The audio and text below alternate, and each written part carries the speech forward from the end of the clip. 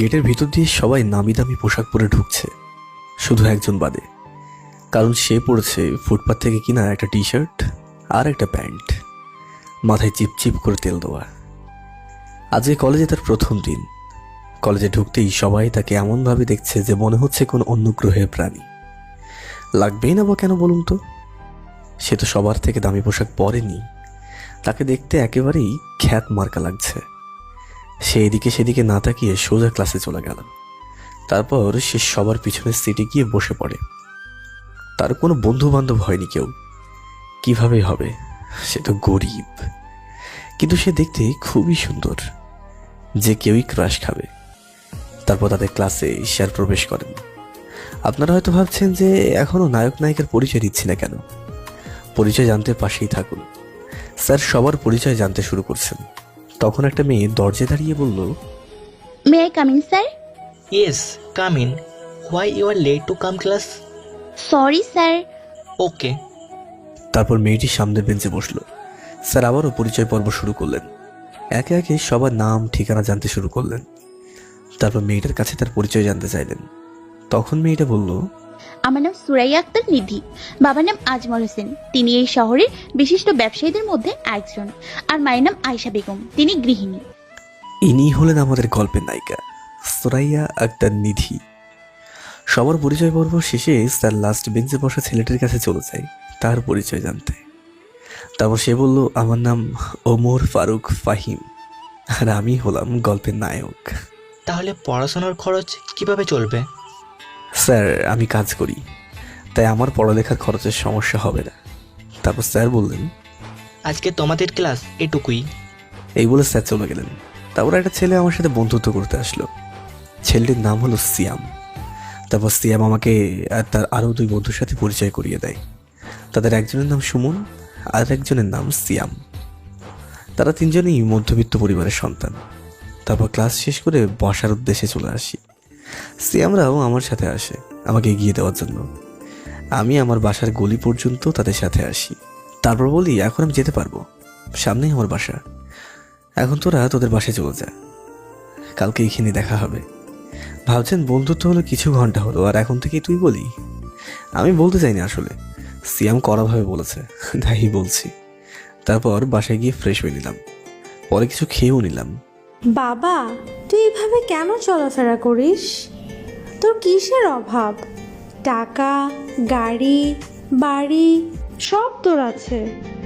বাবা, আমি বলি কি, তোর বাবার বয়স হয়েছে, এখন তুই লেখাপড়ার পাশাপাশি অফিসও সামলা। আমার এইভাবে চলাফেরা করতে ভালো লাগে মা। যেদিন সময় হবে সেদিন না হয় আমি তোমাদের ইচ্ছা মতো চলবো। তোমরা আমাকে যেভাবে দেখতে চেয়েছো সেভাবেই দেখবে। আর আমি পড়ালেখা শেষ করার পর অফিস জয়েন করব। করার আগে আমি বাবাকে অবশ্যই জানাবো। তারপর চলে গেলাম একটু বিশ্রাম নিতে। কিন্তু ঘুম আর আসছে না। কারণ জানতে হলে ফ্ল্যাশব্যাকে যেতে হবে। কালকে ক্লাসে যে মেয়েটা এসেছিল, তাকে দেখে আমি প্রচণ্ড রকমের ক্রাশ খাই। বলতে গেলে তার প্রেমে পড়ে যায়। তাই সারাক্ষণ তার কথাই মাথায় ঘুরপাক খাচ্ছে, যার ফলে ঘুম আর আসছে না। পরের দিন সকালে দেখি বাসার সামনে নতুন গাড়ি। প্রথমে মনে করেছিলাম বাবা নিজের জন্য হয়তো কিনেছে। তারপর হঠাৎই বাবা এসে বললেন যে গাড়িটা নাকি আমার জন্য কিনেছে। বাবা, কিছু মনে করবেন না, আমি এখন এই গাড়ি নিতে পারবো না। গাড়ির সময় হলে আমি ঠিকই নিয়ে নেব। তাই আমি এখন যেরকম আছি সেরকমই থাকতে চাই। বাবাও আর কিছু বললেন না। তারপর আমি রুমে গিয়ে ফ্রেশ হয়ে কলেজের জন্য রেডি হয়ে নিই। কিছু হালকা নাস্তা করে বের হয়ে যাই। রাস্তার মোড়ে গিয়ে দেখি সিয়াম, সুমন, সিয়াম দাঁড়িয়ে রয়েছে। সিয়াম দুইবার লিখছি বলে মনে করবেন না টাইপিং মিস্টেক। আমার সিয়াম নামে দুই বন্ধু আছে। তারপর তাদের সাথে কথা বলতে বলতে ভার্সিটি চলে আসি। আসার পর দেখি একটা মেয়ে একজন রিক্সা চালকের সাথে খারাপ আচরণ করছে। তারপর আমরা সেখানে গিয়ে জানতে পারি নিধি রিক্সা চালকের রিক্সা সহ তার গাড়ি দিয়ে ধাক্কা মারে এবং লোকটার উপর চেঁচামেচি শুরু করে। এক পর্যায়ে নিধি লোকটাকে তার চিকিৎসা টাকা দেওয়ার বদলে ওনাকে চড় মারতে যায়। আমার খুবই রাগ উঠে যায়। তখন আমি নিধিকে ঠাস ঠাস ঠাস করে 3টা চড় মারি। তারপর বলি, নিজে দোষ করে গরিব মানুষের ওপর চাপাচ্ছ কেন? হ্যাঁ? নিধি সেখান থেকে রাগে ফুসতে ফুসতে চলে যায়। আমরাও আমাদের মতো ভার্সিটি চলে যাই। গিয়ে দেখি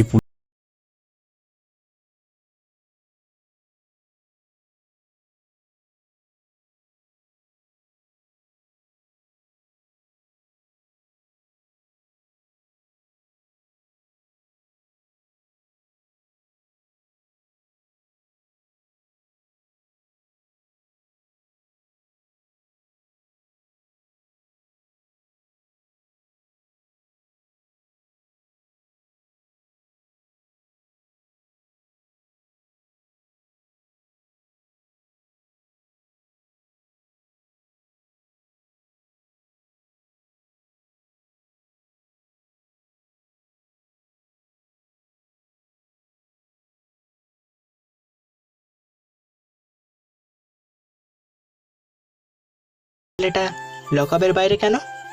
বলার সাথে সাথে তিনি পাশে তাকিয়ে দেখেন বাবা বসে আছেন। তিনি বাবাকে দেখে বললেন, স্যার আপনি এখানে? আজকে আমার থানা ধন্য হলো আপনার পায়ের ধুলোয়।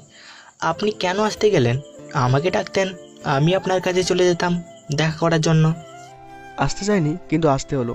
আপনি কাকে এনেছেন ধরে? তখন অফিসার আবার আমার দিকে তাকিয়ে হাবিলদারকে বললেন, এই ছেলেকে এক্ষুনি লকআপে নিয়ে যাও। আপনি জানেন আপনি কাকে লকআপে ঢুকানোর কথা বলতেছেন? ও আজকে একটা মেয়েকে অপমান করেছে। মেয়েটির বাবা আজমল সাহেব এই ছেলের নামে অভিযোগ করেছেন, তাই একে তুলে আনা হয়েছে। কারো সম্পর্কে না জেনে আপনি তাকে এভাবে অ্যারেস্ট করেছেন? আর আপনি জানেন এই ছেলেটাকে? না স্যার। শুনুন, ও হচ্ছে ফাহিম, গ্রুপের ফিউচার অ্যাডমি, ওমর ফারুক ফাহিম, যার কথা আমি সব আলোচনা প্লাস টিভিতেও বলি, কিন্তু ছবি দেয় না।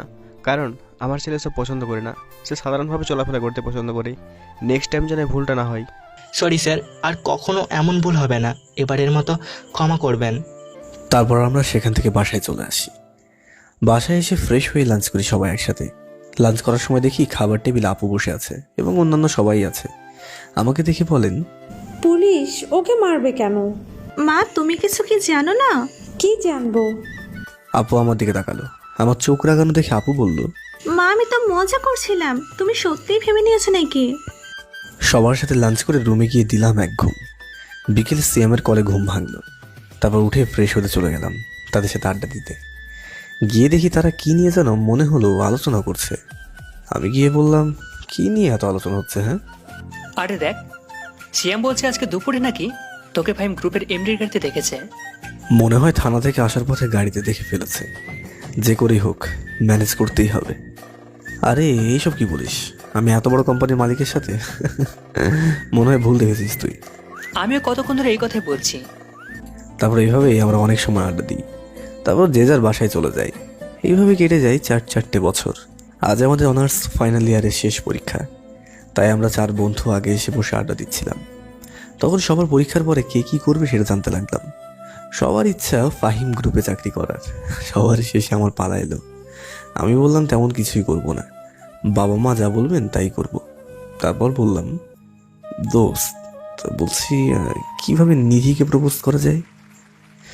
সত্যি কথা বলতে আসলে এই কয় বছরে নিধিকে অনেক ভালোবেসে ফেলেছি। গোলাপ নিয়ে হাঁটু গেড়ে বসে প্রপোজ করবি, আর কিছু করতে হবে না। এইভাবে আড্ডা দিতে দিতে এক্সামের সময় হয়ে গেল।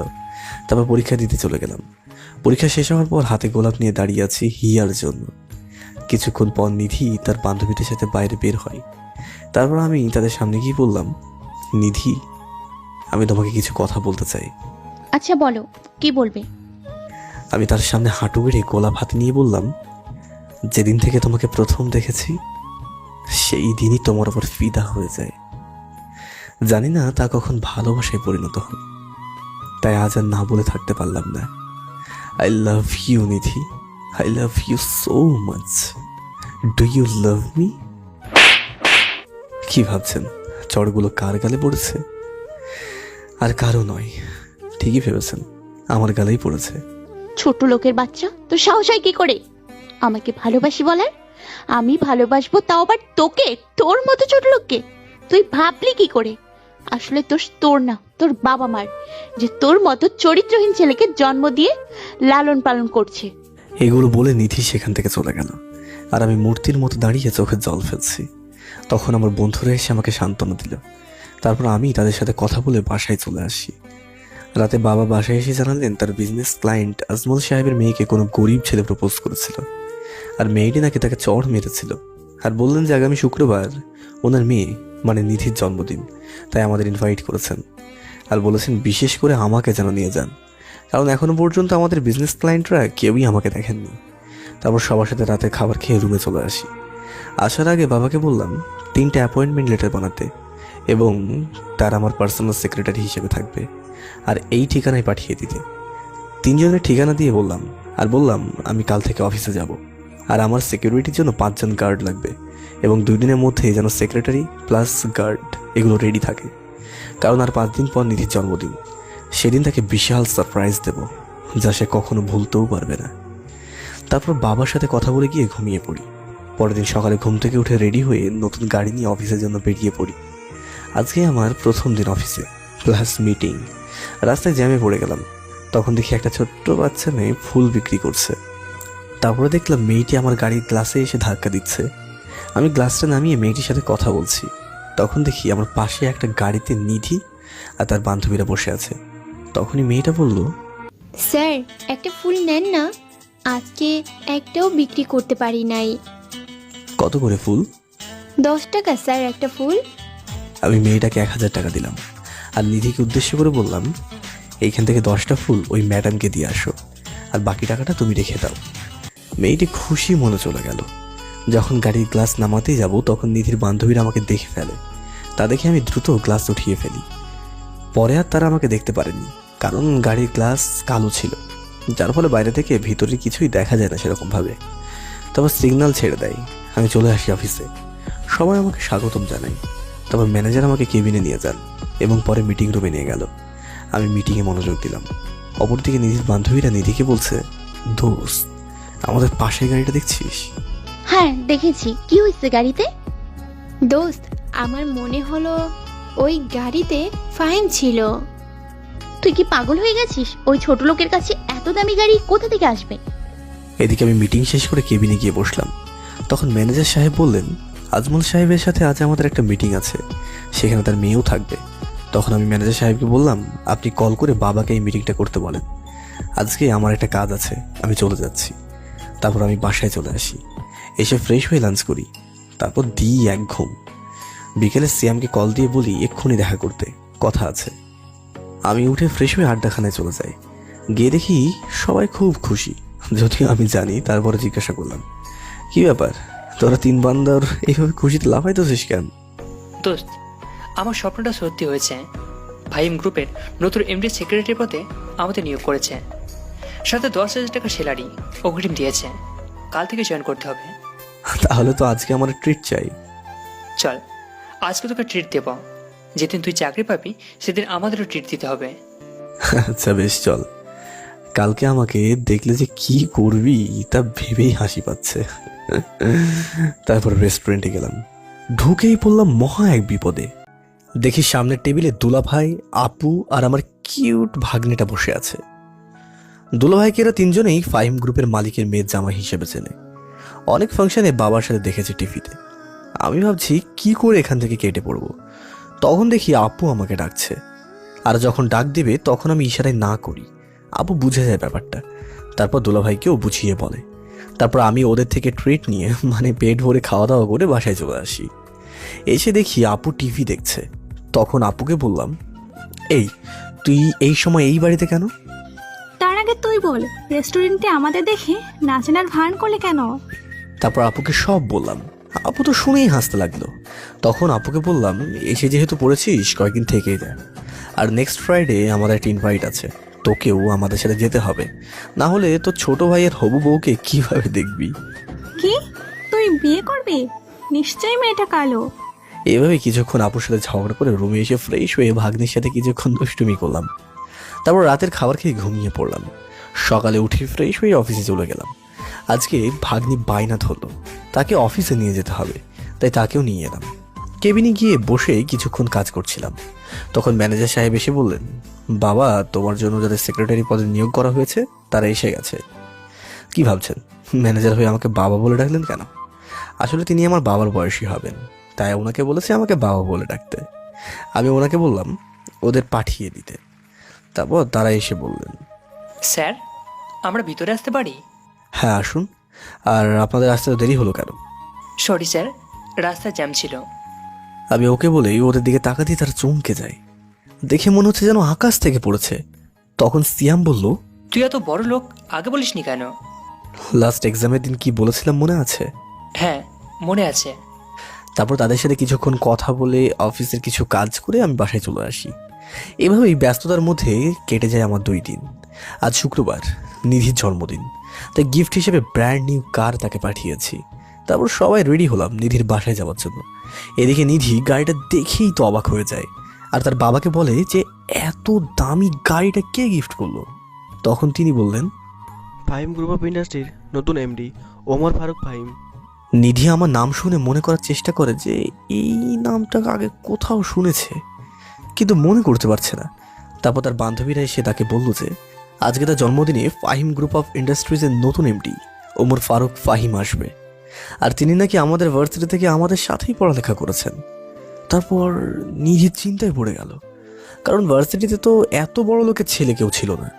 তাহলে তো আমাদের সাথে এবং একই ভার্সিটি থেকে কিভাবে পাশ করলো, তাও আমরা তাকে দেখিনি। ওহো, আপনাদের তো আরেকটা কথাই বলা হয়নি, আমার ক্রাশের সাথেই আমার বাবা আমার বিয়ে ঠিক করেছেন, মানে নিধির সাথে।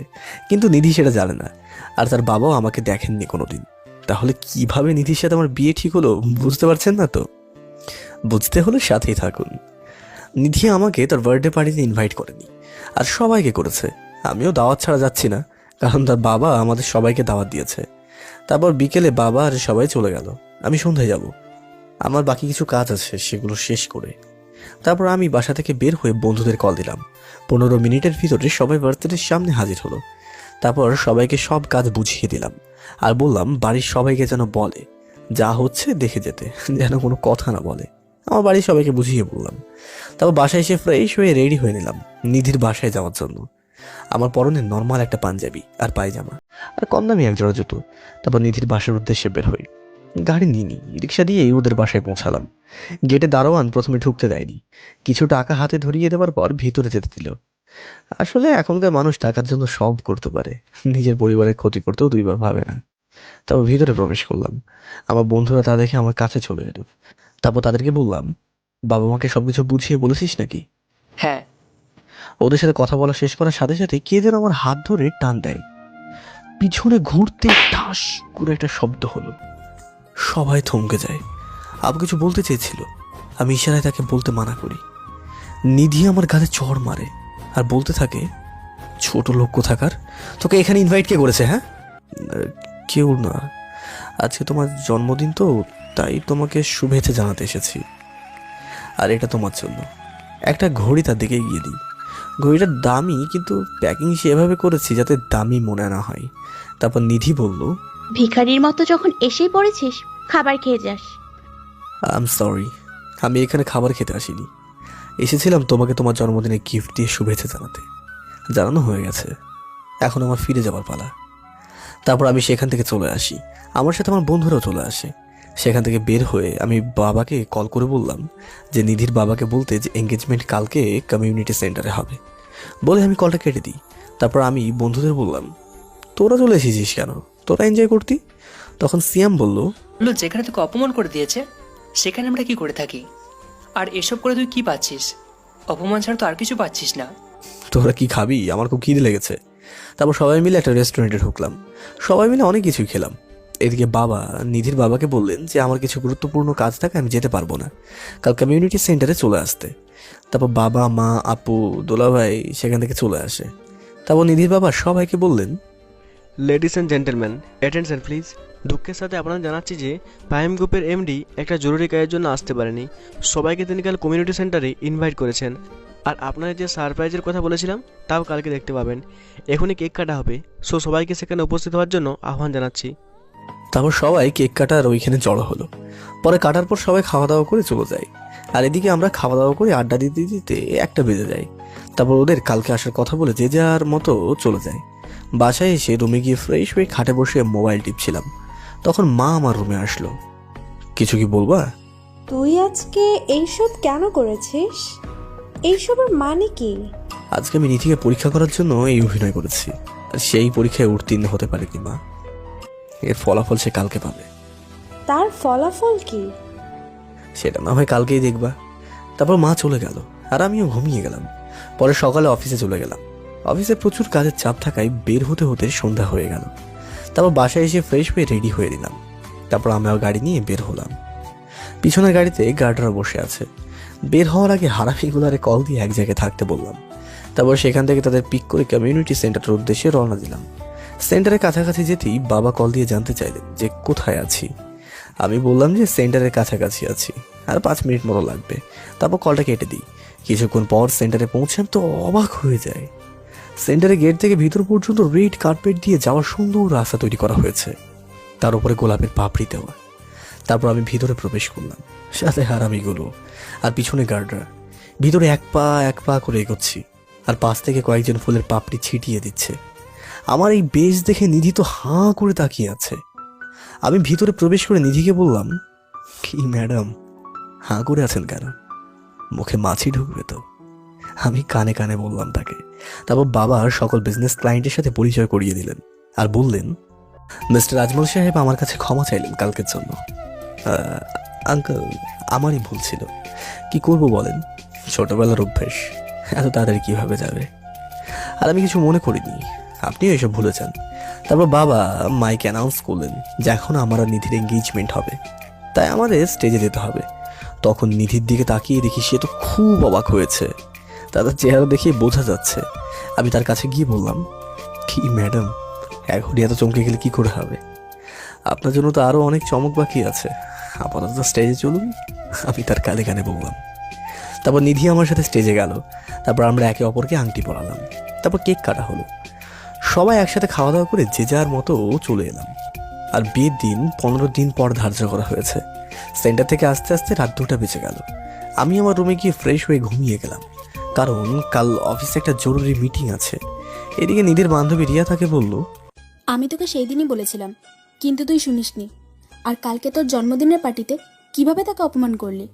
এখনো তো আমার কেমন যেন লাগছে।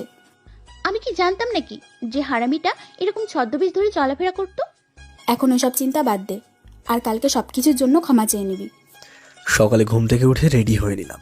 তারপর রুম থেকে বের হয়ে কিছু হালকা নাস্তা করে অফিসে চলে গেলাম। গিয়ে নিজের কেবিনে বসার সাথে সাথে আমার ফোনে আননোন নাম্বার থেকে কল আসে।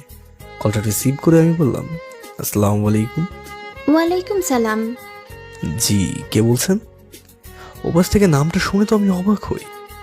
ভাবতেই পারিনি এতদিন পর এ আমাকে কল দেবে। ওপাশ থেকে বলল, আমি নীরা। এত তাড়াতাড়ি ভুলে গেলি? না না, তোকে কিভাবে বলা যায়। কেমন আছিস তুই? ভালো। তোর কি খবর? আলহামদুলিল্লাহ ভালো আছি। তা এখন কোথায় আছিস? আজ ভোরে দেশে এসেছি। এসেই শুনি তুই নাকি বিয়ে করছিস। আর তোকে কে বললো সেটা? কে তোর হবু বউয়ের বাবা? তুই ওনাকে কিভাবে চিনিস? উনি হচ্ছেন আমার মামা। তোকে বলেছিলাম না যে আমার একটা মামাতো বোন আছে, খুব রাগী। তোকে তো ছবিও দেখিয়েছিলাম, মনে নাই? ও হ্যাঁ, তো মনে পড়েছে। কিন্তু তুই বলিসনি তো যে সে গরিবদের সহ্য করতে পারে না। কি সব আবল তাবল বকতাছিস? আর তুই বা এটা জানলি কিভাবে? কেন, তুই কি আমাকে নতুন চিনিস নাকি? আর আমার চলাফেরা কেমন তা তুই জানতি না? তারপর সব কথা শুনে নীরা হাসতে শুরু করলো। তারপর নীরা বলল, ও, তাহলে এখন বুঝতে পারলাম যে তুই আমার বোনটার মন চুরি করেছিস ভার্সিটি লাইফে। মানে কি বলতে চাচ্ছিস তুই? নিধি আমাকে ভালোবাসে? আমি তো কিছুই বুঝতে পারছি না। আর তুই কি বিয়ে করেছিস নাকি? ও, তার মানে নিধি যে তোকে ভালোবাসে তা তুই জানিস না? আর হ্যাঁ, আমি বিয়ে করেছি লাস্ট 3 মাস আগে। আর তোর দুলাভাইও আমার সাথে এসেছে। আর আসার মূল কারণ হচ্ছে তোদের বিয়ের দাওয়াত খাওয়া। ও কিন্নি কোথাকার, নিজের বিয়ের তো দাওয়াত দিলি না, আবার আইস না আমার বিয়ের দাওয়াত খাইতে। আমি তোর দাওয়াত দেবো না, চল ভাগ। তুই দাওয়াত না দিলেও সমস্যা নেই, আমাকে দাওয়াত দেওয়া হয়েছে। আর তোদের দাওয়াত দেওয়া হয়েছিল, কিন্তু পরীক্ষা থাকায় অ্যাটেন্ড করতে পারিসনি। আর এখন বলতেছস দাওয়াত দেই নাই? কি মিথ্যুক তুই! যা, তোর সাথে আর কথা বলবো না। আরে আরে, রাগ করে না সোনা মোনালটা। দাওয়াতে যাইতে পারিনি তো কি হয়েছে? মন খারাপ না করে আজ দুলাভাইকে নিয়ে রেস্টুরেন্টে চলে যাই, পেট ভরে খাবো, চল। আচ্ছা সিয়াম, সুমনদেরও বলিস। আচ্ছা বলবো না। আর ট্রেড কিন্তু বিকাল 4টায় দিবি, নইলে কিন্তু খবর আছে। আচ্ছা, তাহলে এখন রাখি, বিকালে দেখা হবে। তারপর বিকেলে আমরা সব বন্ধুরা রেস্টুরেন্টে একত্রিত হলাম। সবাই সবার সাথে কুশল বিনিময় করলাম, কারণ অনেকের সাথে এখন বেশি দেখা হয় না, হয়তো কাজে যাবে, নয়তো অন্য কারণে। আজকে নীরার জন্য আমরা সবাই একসাথে একত্রিত হলাম। তারপর আমরা আড্ডা দিতে বসে পড়লাম। কিন্তু যিনি আমাদের ইনভাইট করেছেন তিনি আসেন না এখনো, সাথে আরও একজন আসেনি। তখন আমি সিয়ামরে বললাম, সিয়াম, শান্ত কই? শান্ত রাস্তায় আছে, ওর গার্লফ্রেন্ডের জন্য অপেক্ষা করছে। আচ্ছা, নীরাকে একটা কল দিয়ে দেখতো, আসতে পারবে নাকি। সিয়াম নীরাকে কল দিলেই নীরা জানায় যে তার আসতে আর 5 মিনিট সময় লাগবে। ঠিক সেই সময়েই হ্যালো বন্ধুরা, পরবর্তী পার্ট খুব তাড়াতাড়ি আসবে, তো সবাই অপেক্ষায় থাকো। আর চ্যানেলটি যারা এখনো সাবস্ক্রাইব করোনি তারা পরবর্তী পার্ট দেখার জন্য চ্যানেলটি সাবস্ক্রাইব করে রেখো। ধন্যবাদ সবাইকে, আমাদের সাথেই থেকো।